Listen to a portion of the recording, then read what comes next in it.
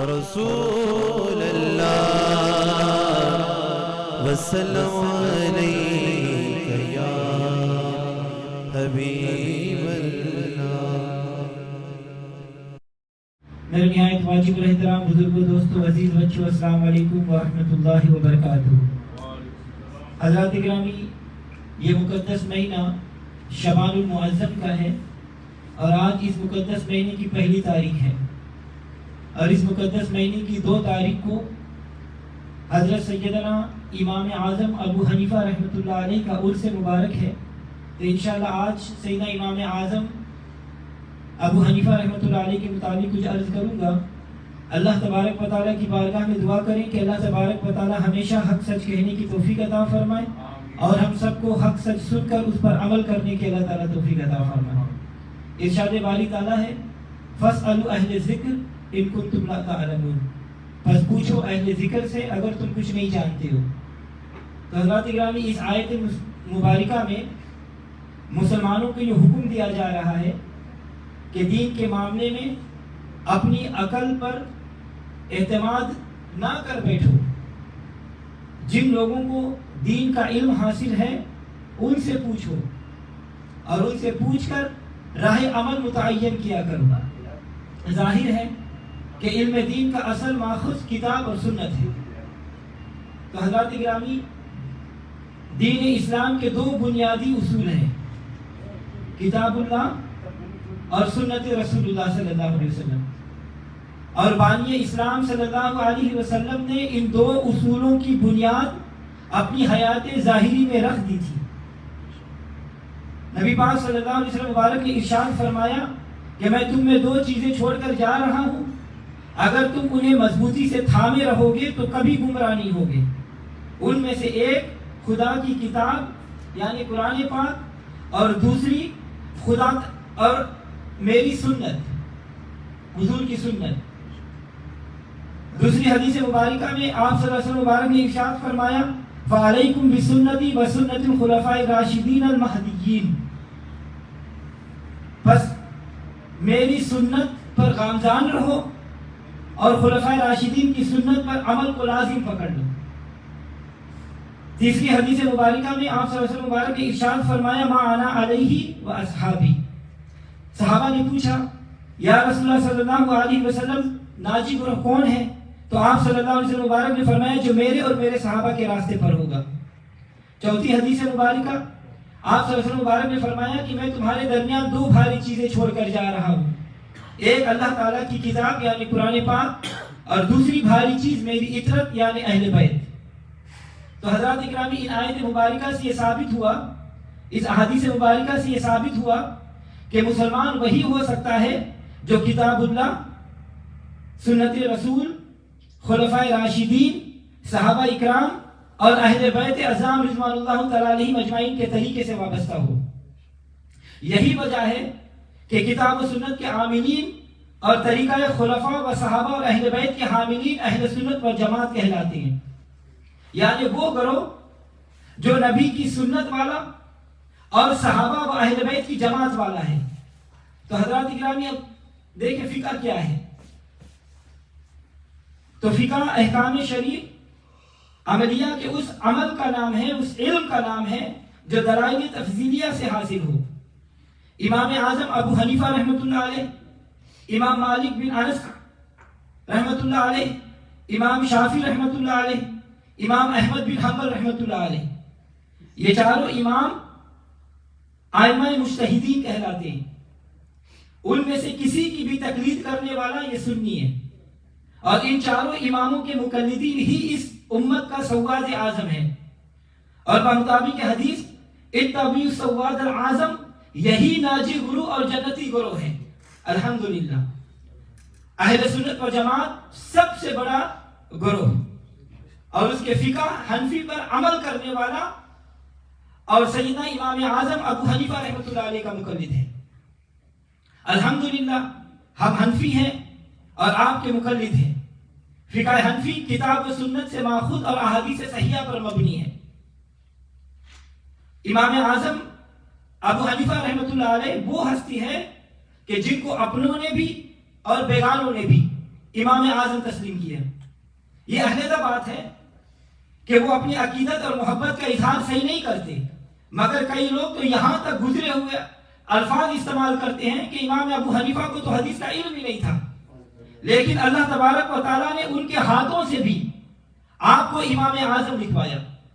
اور میرے اعلیٰ حضرت عظیم البرکت مجدد دین و ملت شاہ احمد رضا خان فاضل بریلوی رحمۃ اللہ علیہ آپ مبارک فرماتے ہیں کہ انہیں جانا انہیں مانا نہ رکھا غیر سے کام، انہیں جانا انہیں مانا نہ رکھا غیر سے کام، للہ الحمد دنیا سے میں مسلمان گیا، اور دل ہے وہ دل جو تیری یاد سے معمور رہا، دل ہے وہ دل جو تیری یاد سے معمور رہا، سر ہے وہ سر جو تیرے قدموں پہ قربان گیا۔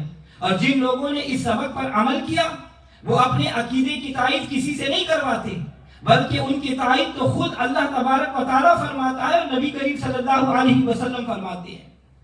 سیدنا امام اعظم ابو حنیفہ رحمۃ اللہ علیہ ایک مرتبہ آپ حضور صلی اللہ علیہ وسلم کی بارگاہ میں حاضر ہوئے، روضہ انور پر حاضر ہوئے، اور حضور صلی اللہ علیہ وسلم کی بارگاہ میں عرض کیا، السلام علیکہ یا امام المرسلین، اے رسولوں کے امام آپ پر سلام ہو۔ تو روضہ انور سے حضور صلی اللہ علیہ وسلم مبارک نے جواب ارشاد فرمایا، وعلیک السلام یا امام المسلمین، اور اے مسلمانوں کے امام آپ پر بھی سلام ہو۔ تو حضرات گرامی امام اعظم ابو حنیفہ رحمۃ اللہ علیہ کی امامت پر حضور صلی اللہ علیہ وسلم کی مہر لگی ہوئی ہے، اور امام اعظم ابو حنیفہ رحمۃ اللہ علیہ کا ہر عمل نبی صلی اللہ علیہ وسلم کی سنت اور محبت اور عشق میں ڈوب کر آپ کی پاکیزہ سنت کے مطابق ہوا، اور ہر گھڑی حضور صلی اللہ علیہ وسلم کی محبت میں آپ نے گزار دی۔ آج آپ بعض شخصیت ایسے ہوتے ہیں، آپ دیکھتے ہیں کہ کسی کو مان کر اور سال کے بعد اس کو چھوڑ دیتے ہیں، اور ہمارے مفکر بھی ایسے ہیں کہ ہر سال کے بعد جن کی فکر بدل جاتی ہے، لیکن امام اعظم ابو حنیفہ رحمۃ اللہ علیہ کہ زندگی کا اصول کے مطابق گزری، قرآن و حدیث کے مطابق گزری، حدیث کے احکام کے مطابق گزری۔ آپ عاشق و اہل بیت تھے، آپ عاشق صحابہ تھے، آپ کا ہر قول بے مثال تھا، آپ کا ہر فعل بے مثال تھا، آپ فقہ میں بھی بے مثال تھے، آپ علم میں بھی بے مثال تھے، آپ عمل میں بھی بے مثال تھے، آپ اصول میں بھی بے مثال تھے، آپ عشق میں بھی بے مثال تھے، آپ پیار میں بھی بے مثال تھے، آپ محبت میں بھی بے مثال تھے، آپ فتوے میں بھی بے مثال تھے، آپ تقوی میں بھی بے مثال تھے، اور امام اعظم کی مثل کوئی دوسرا فقیہ ہو ہی نہیں سکتا۔ تو حضرات گرامی، حضور صلی اللہ علیہ وسلم کی محبت جن کے دلوں میں ہے، اور ان کے حالات آپ پڑھ کر دیکھو، اللہ تبارک و تعالیٰ نے انہیں اعلیٰ مقام اور عظمت سے نوازا ہے۔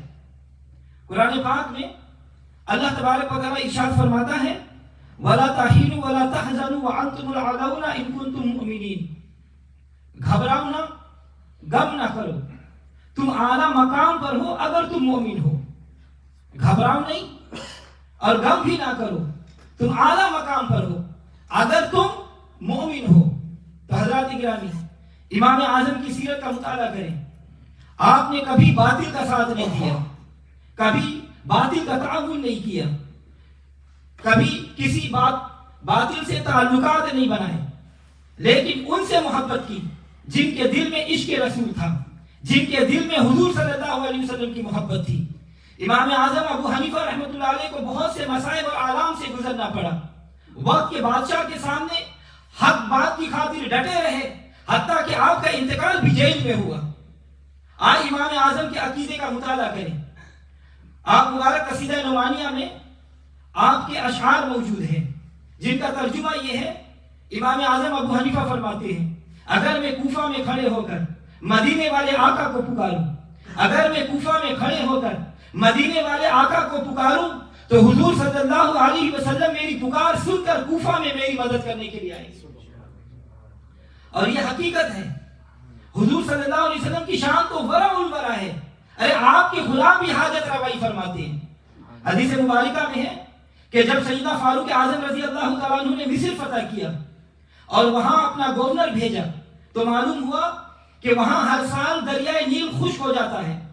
اور مصر کے گورنر نے پوچھا لوگوں یہ کیا معاملہ ہے؟ تو لوگوں نے بتایا کہ ہم ہر سال ایک نوجوان لڑکی آگ میں جلا کر اس میں پھینکتے ہیں، پھر دریا روا ہو جاتا ہے۔ گورنر مصر نے کہا کہ یہ دور جاہلیت کا دور نہیں، یہ دور تاریکی کا دور نہیں، یہ دور اندھیرے کا دور نہیں، یہ دور حماقت کا دور نہیں، یہ دور ظلم کا دور نہیں، یہ دور حق کا دور ہے، یہ دور اسلام کا دور ہے، یہ دور روشنی کا دور ہے۔ اسلام کسی بے گناہ کی جان ضائع کرنے کی اجازت نہیں دیتا۔ یہ دور محمد عربی صلی اللہ علیہ وسلم کا دور ہے، یہ دور آپ کے خلفاء کی خلافت کا دور ہے، یہ دور فاروق اعظم کی عدالت کا دور ہے۔ اس لیے کسی بھی لڑکی کو دریا میں پھینک نہیں دیا جائے گا۔ میں امیر المومنین کو خط لکھتا ہوں اور ان سے اس مسئلے کا حل دریافت کرتا ہوں۔ چنانچہ گورنر مصر نے حضرت عمر رضی اللہ تعالیٰ عنہ کو خط میں ساری صورتحال بیان کر دی۔ حضرت عمر رضی اللہ تعالیٰ عنہ نے جواب میں دریا کے نام ایک خط لکھا۔ کیا تھا کہ اے دریائے نیل، اگر تو اللہ تبارک و تعالیٰ کو وحدہ لا شریک مانتا ہے اور محمد عربی صلی اللہ علیہ وسلم کو اللہ کا رسول مانتا ہے تو پوری آب و تاب کے ساتھ جاری ہو جاؤ۔ حضرت عمر رضی اللہ تعالیٰ عنہ نے یہ خط دے کر کہا کہ یہ خط دریا میں ڈال دینا، اور گورنر کو ساری بات بتا کر کہا کہ تم سب لوگوں کو جمع کرو اور میں سب کے سامنے یہ خط خشک دریا میں ڈالوں گا۔ چنانچہ جب خط دریائے نیل میں ڈالا گیا تو کئی ماہ تک خشک دریا روا دوا ہو گیا۔ اور وہابیوں کا مولوی نواب صدیق حسن خان بھوپالی اپنی کتاب میں اس حدیث کو لکھا، اور دیوبندیوں نے بھی اپنی کتابوں میں اس حدیث کو نقل کیا۔ اب میں پوچھتا ہوں کہ اے وہابیوں اور دیوبندیوں سے تعلق رکھنے والوں، بتاؤ کہ گورنر مصر نے مصریوں کو کیوں وہاں پر اکٹھا کیا؟ معلوم ہوا کہ ان کا عقیدہ یہ نہیں تھا کہ نبی ولی کچھ نہیں کر سکتے، بلکہ اس لیے اکٹھا کیا تھا کہ اے محمد عربی کا کلمہ پڑھنے والوں، اپنے ایمان کو مضبوط کر لو۔ محمد عربی کا غلام اگر چاہے تو دریا کی طرف اپنا خط بھیج کر رکے ہوئے دریا کو بھی چلا سکتا ہے۔ تو حضرات گرامی، اپنے ایمان میں کمی نہیں آنے دو، بلکہ وہ ایمان پیدا کرو جو ہمارے اسلاف کا ایمان تھا، وہ ایمان جو صلاح الدین ایوبی کا تھا، وہ ایمان جو محمد بن قاسم کا تھا، وہ ایمان جو طارق بن زیاد کا تھا، وہ ایمان جو خالد بن ولید کا تھا۔ آج مسلمانوں کو شکست کیوں ہے، زوال کیوں ہے؟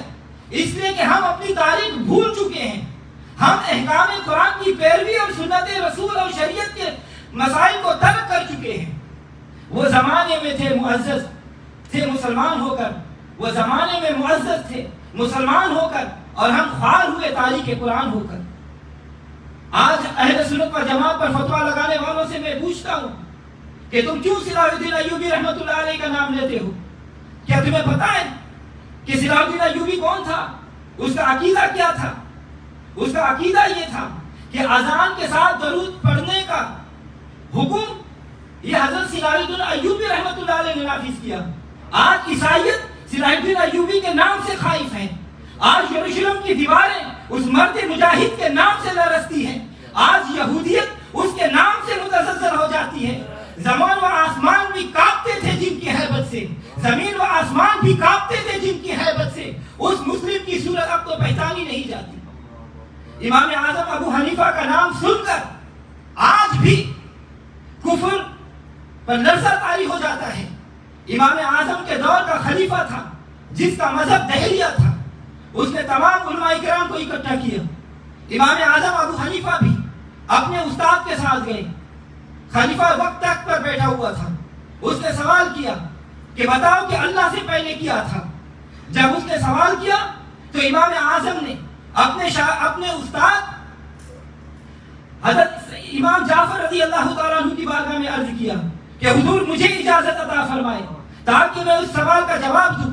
امام جعفر صادق رضی اللہ تعالیٰ عنہ نے آپ کو اجازت دے دی، آپ آگے بڑھے، فرمایا کہ اے خلیفہ وقت کیا سوال ہے؟ اس نے کہا کہ مجھے بتاؤ کہ اللہ سے پہلے کیا تھا؟ امام اعظم نے فرمایا کہ بتاؤ تم سائل بن کر پوچھ رہے ہو یا ممتحن بن کر؟ تو اس نے کہا کہ میں سائل کی حیثیت سے پوچھ رہا ہوں۔ تو امام اعظم نے فرمایا اگر سائل کی حیثیت سے پوچھ رہے ہو تو پھر تک سے نیچے اترو اور سائل کے کھڑے ہونے والے والی جگہ پر کھڑے ہو جاؤ اور میں تخت پر بیٹھ کر اس کا جواب دوں گا۔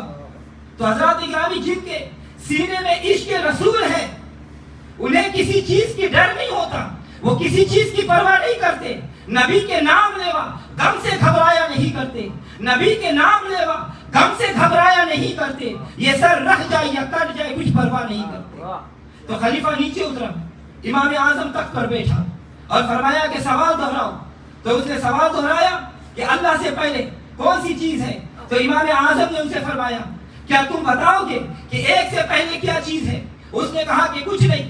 آپ نے فرمایا ایک سے پہلے کچھ نہیں، تو اس نے مان لیا مگر رب سے پہلے کچھ نہیں، یہ کیوں نہیں مانتے ہو؟ اس نے کہا کہ میں نے مان لیا۔ اب میرا دوسرا سوال یہ ہے کہ بتاؤ اس وقت اللہ کیا کر رہا ہے؟ امام اعظم نے فرمایا اللہ تعالیٰ نے اس وقت بادشاہ کو تخت سے اتار کر مجھے تخت پر بٹھا دیا۔ بادشاہ نے تسلیم کر لیا کہ بالکل ایسا ہی ہے۔ اس نے کہا کہ تیسرا سوال کیا ہے کہ بتاؤ مجھے اللہ کی سمت کس جانب ہے؟ امام اعظم نے فرمایا کہ شمع لاؤ۔ آپ نے شمع روشن کی اور فرمایا کہ بتاؤ اس کی روشنی کس سمت ہے؟ اس نے کہا کہ ہر طرف ہے۔ تو امام اعظم نے فرمایا اگر اس کی روشنی ہر سمت ہے تو اللہ تعالیٰ بھی تو قرآن پاک میں ارشاد فرماتا ہے فَأَيْنَمَا تُوَلُّوا فَثَمَّ وَجْهُ اللَّهِ، اور تم جدھر بھی منہ کرو اللہ کی رخ اس طرف ہے۔ آپ کی یہ علمی بصارت سے خلیفہ وقت ذلیل ہوا اور اس نے اپنے عقائد سے توبہ کی اور امام اعظم کی عزت کے ڈنکے بجنے لگے۔ تو حضرات گرامی ارے امام اعظم پر نکتہ چینی کرنے والوں، امام اعظم پر انگلی اٹھانے والوں، تمہیں کیا معلوم کہ امام اعظم امت محمدیہ کے آفتاب جہان تاب اور مہتاب عالم ہے؟ کون امام اعظم جن کو خواب میں 99 مرتبہ دیدار الہی کا شرف حاصل ہوا؟ کون امام اعظم 40 برس تک عشاء کے وضو سے فجر کی نماز پڑھی؟ کون امام اعظم 30 برس تک مسلسل روزے رکھتے رہے؟ کون امام اعظم اکثر اوقات رات کو ایک رکعت میں قرآن مجید ختم کیا کرتے تھے؟ کون امام اعظم کوفہ میں کسی کی بکری چوری ہو گئی تو 7 سال تک آپ نے بکری کا گوشت نہیں کھایا؟ کون امام اعظم مقروض کے گھر گئے تو اس کے دیوار کے سائے میں کھڑے نہ ہوئے کہ کہیں یہ سود نہ بن جائے؟ کون امام اعظم خلیفہ منصور نے 10,000 درہم پیش کیے لیکن آپ نے قبول نہیں فرمایا؟ کون امام اعظم وضو کا ایک مستحب رہ گیا تو کئی سال تک نماز کی قضا کی؟ کون امام اعظم؟ اور امام اعظم کی مسلک کی عظمت اور شرف کی ایک خاص وجہ یہ ہے کہ صوفیاء کے نزدیک ثابت ہے کہ امام اعظم کا مسائل میں استنباط رسول اللہ صلی اللہ علیہ وسلم کی رہنمائی کے تابع ہے، اور جس کسی مسئلہ میں آپ نے کوئی حکم بیان کیا وہ حضور صلی اللہ علیہ وسلم کی تلقین سے بیان فرمایا۔ چنانچہ اس کی تائید رئیس صوفیہ حضرت داتا علی حجویری رحمۃ اللہ علیہ کی اس بیان سے ہوتی ہے۔ داتا علی حجویری فرماتے ہیں کہ میں ایک بار ملک شام میں تھا اور حضرت بلال رضی اللہ تعالی عنہ مؤذن رسول کے مزار کے سرحانے سو رہا تھا۔ میں نے خواب میں نے خود کو مکہ مکرمہ میں دیکھا۔ اسی وقت حضور صلی اللہ علیہ وسلم کی زیارت ہوئی کہ آپ باب بنی شیبہ سے تشریف لا رہے ہیں اور ایک بزرگ کو اپنے پہلو میں اس طرح رکھا ہے کہ جیسے بچوں کو کوئی شفقت سے لیتے ہیں۔ آپ فرماتے ہیں میں فرط محبت سے دوڑا اور حضور کے پائے اقدس کو چومنے لگا۔ سوچ رہا تھا یہ بزرگ کون ہے جس سے آپ اتنی زیادہ شفقت فرماتے ہیں؟ حضور صلی اللہ علیہ وسلم میرے دل کے اس خیال سے مطلع ہوئے، فرمانے لگے کہ اے داتا علی حجویری یہ تمہارے شہر کے لوگوں کا امام یعنی امام اعظم ابو حنیفہ رحمۃ اللہ علیہ ہے۔ اور داتا علی حجویری اس خواب کو لکھنے کے بعد اپنی کتاب کشف المعجوب میں یہ لکھتے ہیں کہ میرا یہ خیال قوی ہو گیا کہ امام اعظم ان پاک ہستیوں میں سے ہے جو اوصاف طبع سے فانی اور احکام شرع کے ساتھ باقی اور قائم ہے، کیونکہ ان کو چلانے والے حضور صلی اللہ علیہ وسلم ہے۔ اگر وہ خود چلتے یا حضور کے آگے چلتے یا پیچھے چلتے یا ساتھ میں چلتے تو ٹھوکر لگنے کا امکان تھا۔ جب امام اعظم کے قائد چلانے والے خود حضور ہیں تو حضور سے تو ٹھوکر نہیں لگ سکتا۔ جب اس صفت سے حضور آپ کی صفت سے قائم ہے تو اس سے بھی خطا نہیں ہو سکتا۔ جب حضور سے بھی نہیں خطا ہو سکتا تو امام اعظم سے کس طرح خطا ہو سکتا؟ تو حضرات گرامی کون امام اعظم؟ آئیے امت کے جلیل القدر فقہاء اور محدثین سے پوچھیں کہ امام اعظم کون ہے؟ کون امام اعظم؟ امام شافعی رحمۃ اللہ علیہ نے کہا واللہ میں نے ان جیسا کوئی نہیں دیکھا۔ اور امام اعظم امام احمد بن حنبل رحمۃ اللہ علیہ نے کہا وہ زاہد و تقوی میں ایسے مقام پر فائز ہے جیسے کوئی دوسرا حاصل نہیں کر سکتا. کون امام اعظم؟ وہ حضرت داؤد طائی رحمۃ اللہ علیہ نے کہا وہ روشن ستارے ہیں. کون امام اعظم؟ سفیان ثوری رحمۃ اللہ علیہ نے کہا جو علم کی باتیں ان پر منکشف ہوتی ہے ان سے ہم غافل ہیں. کون امام اعظم؟ امام محدث بن عاصم رحمۃ اللہ علیہ نے کہا کہ آپ کا علم اہل زمانہ کے علم سے زیادہ ہے. کون امام اعظم؟ امام شعرانی رحمۃ اللہ علیہ نے کہا کہ ان کا مذہب پہلا مذہب ہے. کون امام اعظم؟ امام زہبی رحمۃ اللہ علیہ نے کہا وہ امام اعظم اور فقیہ عراق ہے. کون امام اعظم؟ مجدد الفسانی نے کہا اہل اسلام کی بڑی اکثریت امام اعظم رحمۃ اللہ علیہ کی تقلید کرتی ہے. کون امام اعظم؟ یحییٰ بن ایوب زاہد رحمۃ اللہ علیہ نے کہا کہ امام ابو حنیفہ رات کو نہیں سویا کرتے تھے. کون امام اعظم؟ جو مجتہدین ان کو سلام کرتے رہے. کون امام اعظم؟ ائمہ دین ان کو امام کہتے رہے. کون امام اعظم؟ امام شافعی ان کی قبر سے برکت لیتے رہے. کون امام اعظم؟ امام مالک ان سے درس سے حکمت لیتے رہے. کون امام اعظم؟ امام یوسف ان کی دربانی کرتے رہے. ارے کون امام اعظم؟ امام محمد ان کے علم کی نگہبانی کرتے رہے. کون امام اعظم؟ امام راضی ان کی ریاض حکمت سے گوشہ نشینی کرتے رہے. کون امام اعظم؟ امام غزالی ان کے بستان بصیرت سے گل چینی کرتے رہے. کون امام اعظم؟ جن کے متبعین میں نامور علماء شریعت بھی ہے اور مقتدائے اولیاء طریقت بھی. جن کے مقلدین میں داتا علی حجویری بھی ہے اور خواجہ اجمیری بھی. جن کے پیروکار مجدد الفسانی بھی ہے اور امام خراسانی بھی. کون امام اعظم؟ جو امام ائمہ بھی ہے اور سراج الامہ بھی. کون امام اعظم؟ جو امام اعظم فقہا بھی ہے اور عالم علماء بھی. کون امام اعظم؟ جو رئیس العلماء بھی ہے اور سید الاولیاء بھی. کون امام اعظم؟ جو قبلہ ابرار بھی ہے اور کعبہ اخیار بھی. کون امام اعظم؟ جو مرکز انوار بھی ہے اور محبت اسرار بھی. کون امام اعظم؟ جو امام المجتہدین بھی ہے اور سید المحدثین بھی. الغرض جو تمنائے مصطفیٰ بھی ہے اور دعائے مرتضیٰ بھی. اگر سچ پوچھو تو جو مصطفیٰ کا غلام بھی ہے اور سنیوں کا امام بھی.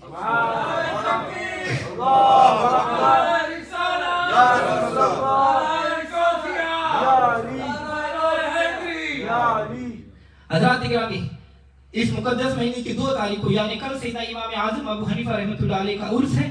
آپ حضرات سے گزارش ہے کہ سورہ فاتحہ اور پڑھ کے سیدنا امام اعظم رحمۃ اللہ علیہ کے روح کو بھیجو. اللہ تبارک و تعالی ہم سب کو مذہب حق اہل سنت و جماعت پر قائم اور دائم رکھے.